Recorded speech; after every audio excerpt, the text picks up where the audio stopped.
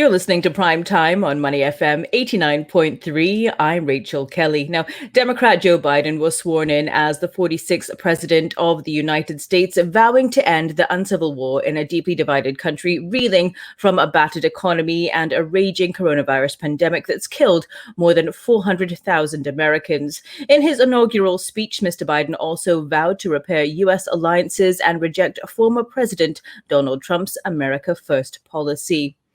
Trump, who did not attend the inauguration ceremony, left the Oval Office with some troubling questions after 4 turbulent years in which he achieved the lowest approval ratings since polling began. Now, as we enter this new era of American politics, we're joined today and we welcome back Curtis Chin, and he's a senior fellow at the Milken Institute. Curtis has also served as the US Treasurer at the Asian Development Bank under Presidents Bush and Obama from 2007 to 2010. Curtis, welcome back. It's great to be back with you, at least virtually in Singapore, my usual stomping grounds. But great to be with you on really a momentous day, this day of the inauguration of President Biden. Definitely. And it's wonderful to have you with us and to finally see you as well. We've spoken with you quite a few times on the show, but it's always been over the phone. So we're glad to be virtually with you. Indeed. Great pleasure to be with you. So, Curtis, first, let's start off the interview. Maybe you can tell us a little bit more on your thoughts on the inauguration ceremony, of course, the address that we saw from President Biden as well.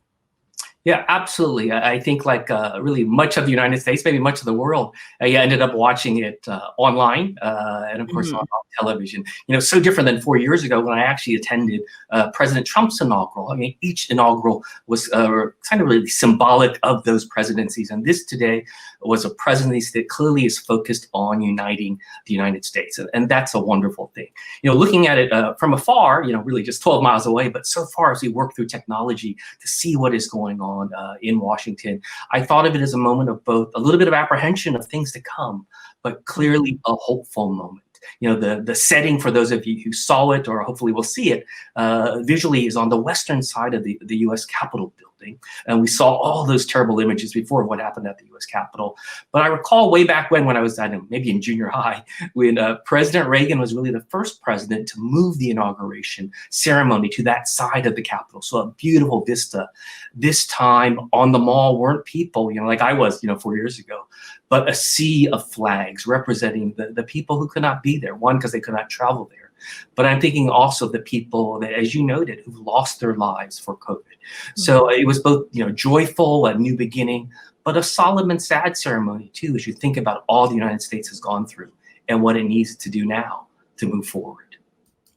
And just on the back of that, Curtis, perhaps you can tell us more about the sentiment in the US at the moment. Yeah, you know, I haven't really seen the polling in terms of what people think, but my sense from, you know, online, things on television, I'd say there's a bit of relief. You know, there was some fears that today would be marked by violence, not just in the U.S. Capitol, but at some of our state capitals all around the country. You know, the reports I've seen, we haven't seen that, thank goodness. So there's a sense of relief that this was once again, I think, again, to go back to Ronald Reagan, who talked about this amazing miracle of a peaceful transition every 4 or 8 years. I think there's relief that that's what happened today. And now it turns to the hard work. You know, what happens next? So I would argue that probably most of America, let's say, is hopeful that hopefully they all, well, going back to the words, again, I remember, you know, presidents often will write a letter to their following president. And the words of President George H.W. Bush to Clinton's a famous letter where he said to Bill Clinton, you are our president now, we're rooting for you. And so my hope is that America is rooting for this president to succeed. You know, they might disagree with him on certain policies, but I think we all know what the United States has gone through in terms of COVID and the necessity of addressing that as well as the economic consequences of COVID. You know, let's hope President Biden succeeds with that. So I would say, but hopeful in this nation as we look to the future. And speaking of next steps and the COVID crisis, as you've mentioned, Biden is inheriting twin crises, COVID-19 and the battered U.S. economy. And he's expected to sign roughly a dozen orders addressing the pandemic, vaccinations, climate change, racial inequality, as well as many other things. It's going to be a busy first few weeks in office, isn't it? Yeah, absolutely. You know, I think we're seeing, I think the benefits consequence is also the ability of a president to change things really with the sign of a pen with an executive order. So I think the president is, proving up to his word when he said he's going to do things. And it might be through executive order, for example, to put the U.S. back into things like the Paris Accord relating to climate change, or to supporting WHO again. A lot of these things the president can do by executive action, by executive order. The bigger challenge as we look to really, every president's first 100 days is he able to get legislation through what is essentially a Congress that is tied 50-50 in the Senate, because it's legislation that's needed for big things, like his nearly $1.9 trillion proposed next pandemic relief bill. So as we look to those first 100 days, it's going to be busy. And we also have that dichotomy of we need to hold people accountable for what happened with regards to that attack really on our US Capitol building. And so the last president was impeached. A Senate trial will go forward. But how does the new president, President Biden, balance that absolute necessity of accountability, holding people accountable, with also what we all as Americans want? Him to move forward with his legislation, with approvals of his nominees to lead cabinets and other what we call Senate confirmed offices. So it's that balance. So, my hope is that, of course, that our U.S. Senate, as we can say, can walk and chew gum, can do both of these things in moving our country forward. We're speaking with Curtis Chin, Senior Fellow at the Milken Institute. And Curtis, you're also the Asia Fellow for Milken Institute as well. Let's talk about diversity for Biden's cabinet mix, because much has been said about the newly minted president's number 2 pick. But what are your thoughts about an overall representation of Asian Americans? Yeah, thank you. I'm one of several Asia Fellows of the Milken Institute. Out of Singapore, but probably the only Asian American one. Indeed, when I think about all the really wonderful firsts that this President Biden, has done in terms of picking a diversity of people for his cabinet, I sadly have to join. I think it's more than 100 members of our U.S. Congress, as well as the heads of the Black, Hispanic, and Asia Pacific American caucuses in the Congress, in calling out the president for me as what is an unfortunate misstep. And that is President Biden has made the decision to exclude an Asian American from the 15, what we call cabinet secretaries. So these are the 15 federal departments that really run our country. But President Biden must be given credit. He has Asian Americans that he's nominated to the Senate for what we call cabinet level jobs. For example, our US Trade Representative, the head of the Office of Management and Budget. The nominees are respected Asian American women. But the reality is that for 20 plus years, ever since President Biden, there has been an Asian American cabinet secretary. So these would be like secretaries of transportation, labor, state. These are the big 15 departments. And President Biden chose not to have an Asian American there. I have to go back to the words of Judy Chu, a congresswoman who leads the Congressional Asia Pacific American Caucus, who said, she was disappointed, I think, as are so many Asians, again, not to distract from his other key first. But this, for me, sadly, was a misstep. And I say to Asian Americans who probably join with me in want to congratulate the diversity of some of the president's picks, but also call them out on the reality that Asian Americans should not be taken for granted. Particularly if you look at the numbers, you believe the polls, some 60% of Asian Americans supported President Biden.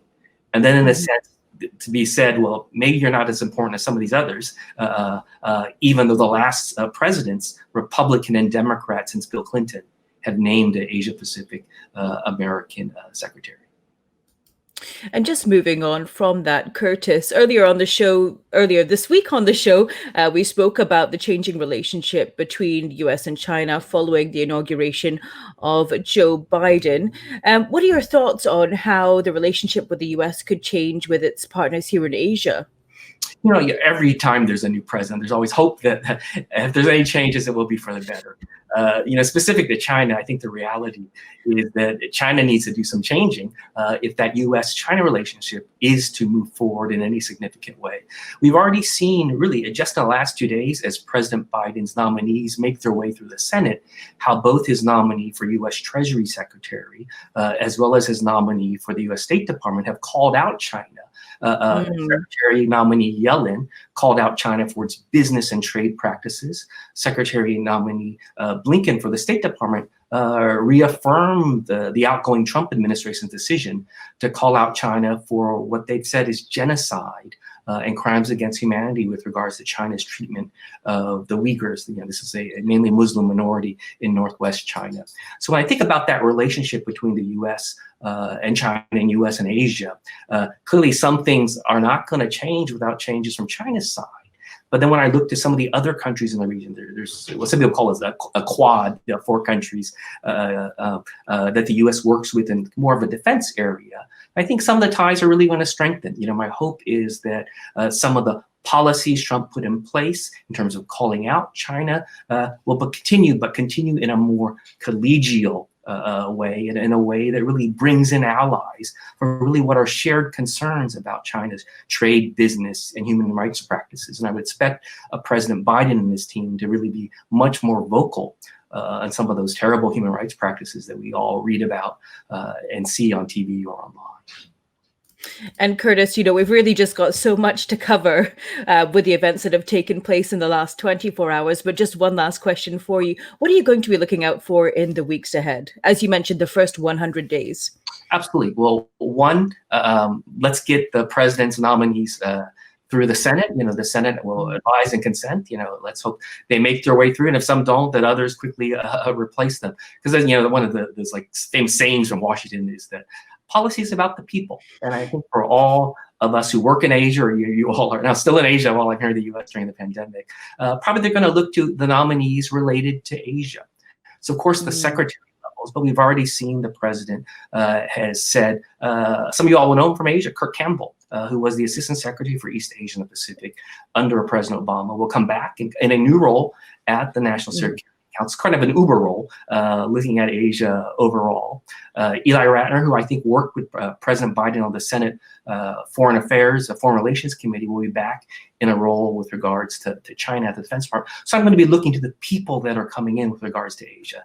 And for all of you like me who love Singapore, I'm looking forward to finally seeing a U.S. ambassador to Singapore. I think President Trump had 2 nominees that really didn't make their way at all through the U.S. Senate. So we've had an amazing charge d'affaires there who's overseeing the embassy.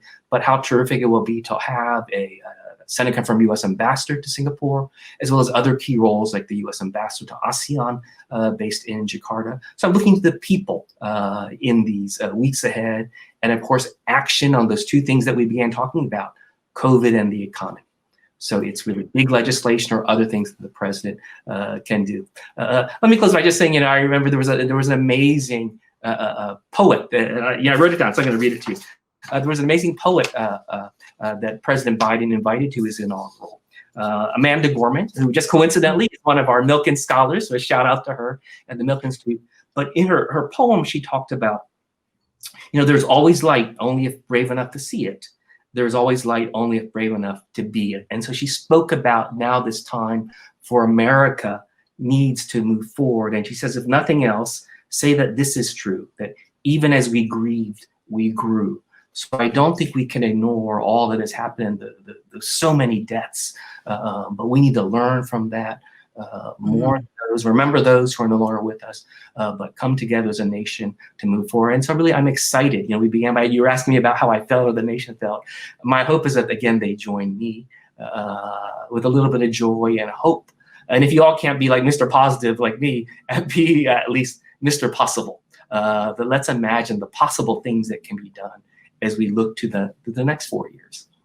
Well, thank you for that, Curtis. Always wonderful to have you with us. Thank you. Thank you. We've been speaking with Curtis Chin, Senior Fellow at the Milken Institute, right here on Primetime on Money FM 89.3.